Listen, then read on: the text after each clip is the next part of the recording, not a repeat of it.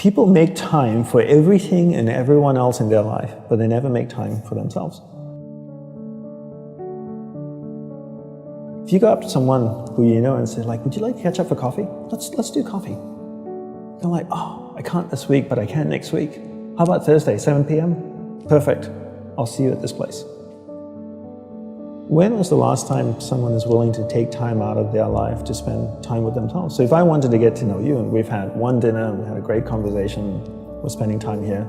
If I wanted to get to know you, I would have to spend time with you. We'd have to meet up for coffee, a glass of wine. If I really want to get to know you, maybe we meet up once a week. Every Friday night we go out for a glass of wine, we chat for a couple of hours. After a year, I'd get to know you really well, you'd get to know me really well. But it requires me spending time with you. So if you want to get to know yourself, you need to spend time with yourself. But in a way that you can inquire, right? So people say to me things like, oh, I walk my dog in the park, that's my time with myself. And you're like, no, it's not. That's you walking the dog. People go like, oh, I go for a jog, that's my alone time. No, that's you jogging, avoiding traffic, watching where you're stepping so you don't trip and fall over. Spending time with yourself is sitting down, closing your eyes, not interacting with the outside world, and actually going inside and having that conversation. The same conversation I would have with you and say like, hey Brian, so where did you grow up? You know, you said California, do you like to surf? No? Hate the water, love the water? Tell me, right? And people don't have that conversation, and because they don't have that conversation with themselves, they don't end up knowing what they want in life. Because they don't know what they want in life, they can't focus that finite amount of energy, and then they don't live a lifestyle that brings them happiness, and most people end up being unhappy. A couple of things I would say. One is simplify your life. Everybody's so busy. Everybody's got a lot of things to do. We don't actually have a lot of things to do. Right, we like being distracted because then we don't have to think about ourselves. And we don't have priorities in life. Most people don't have clear priorities in life.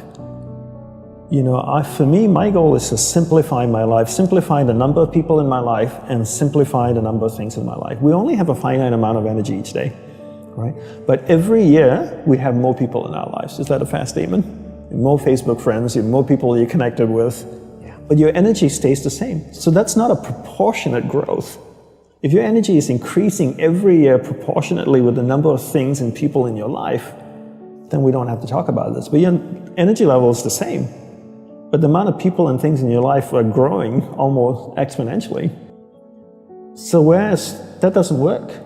So for me, it's always about simplifying first the people and things into your life, into who and what's most important, taking that finite energy that you have each day and focusing. Second step is learning how to focus and concentrate that finite amount of energy into the people and things that truly matter.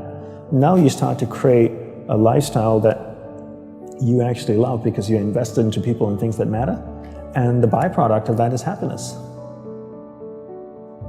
And you said happiness is not a goal. Is that correct? Yes, happiness is not a goal. And if you ask most people, what do you want in life? They say, I want to be happy.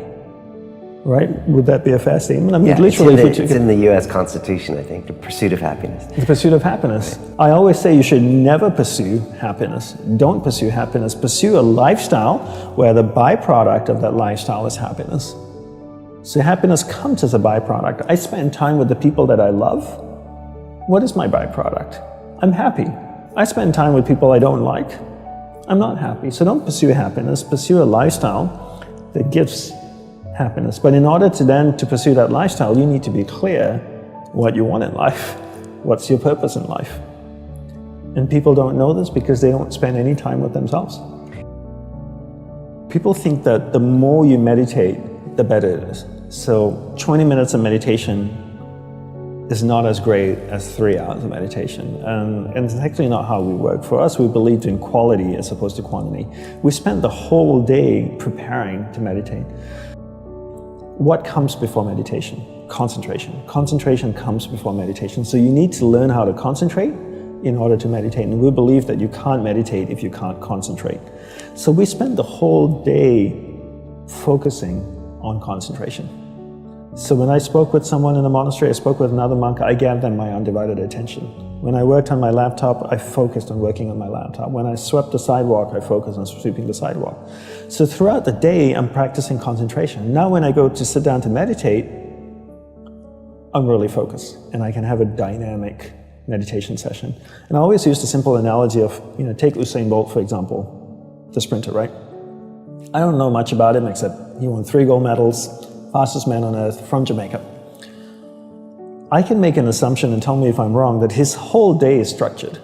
That he eats the right kinds of food and drinks the right amount of water. He goes to the gym. If you look at the boy, he's ripped, right?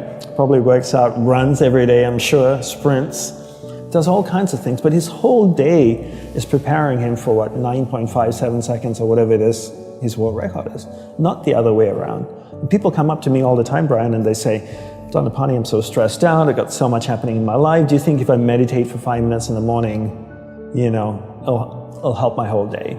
I'm going like, well, what are you doing the remaining 23 hours and 55 minutes? That's what I want to know. Because if you try to meditate for 5 minutes in the morning and the rest of the day you just live a chaotic life, that's not, it's a good start, but it's not really helping you. It's like eating a carrot in the morning and then eating hamburgers and fries all day and hoping to have a healthy diet.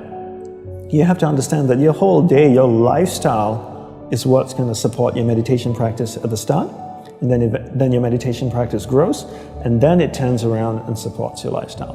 But not the other way around. You don't create a meditation practice to support your lifestyle. You create a lifestyle first, meditation second.